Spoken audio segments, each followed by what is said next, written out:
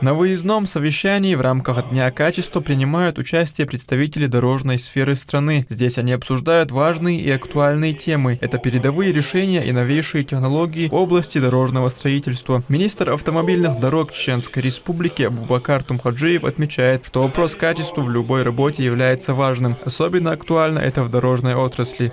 Состояние дорожной сети также оказывает большое влияние на развитие экономики и социальной сферы, на формирование инвестиционной привлекательности. Для достижения качественных результатов дорожникам приходится прикладывать немалые усилия. Благодаря всесторонней поддержке главы Чеченской Республики героя России Рамзана Ахматовича Кадырова, Чеченской Республики, дороги республики стали ее визитной карточкой. На встрече участники выступают с докладами о своих идеях и проектах для решения проблем и улучшения качества автомобильных дорог.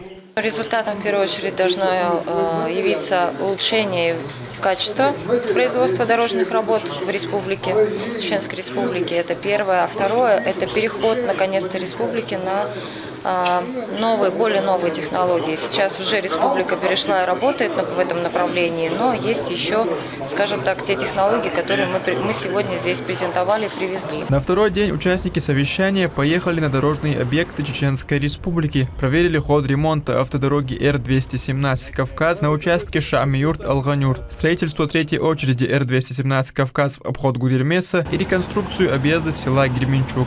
Конечно, видно, что безопасности уделяется особенное внимание. Сейчас подрядчик доложил о том, что на данном объекте будет и освещение предусмотрено, и барьерное ограждение. Это сейчас номер один в тенденциях, в трендах, которые стоят перед дорожниками, потому что сохранение жизни людей – это первая задача. Также мы видим высокую культуру производства. В принципе, на объекте учтены все схемы ограждения мест производства работ, что тоже не может не радовать, поскольку это тоже непосредственно связано с безопасностью. Реконструкция объездной дороги села Герменчук находится на завершающей стадии. Протяженность самого объекта 4,3 километра. Дорогу расширяют и делают четырехполосной. Работы идут с применением новых технологий.